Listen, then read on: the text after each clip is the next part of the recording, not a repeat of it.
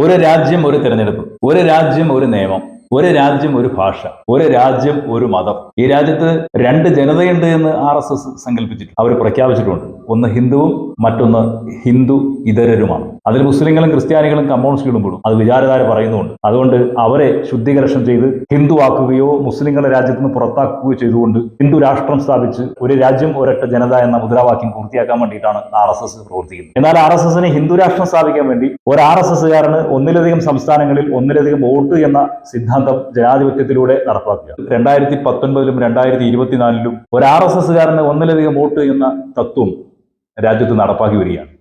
അത് ജനാധിപത്യ വിരുദ്ധമാണ്.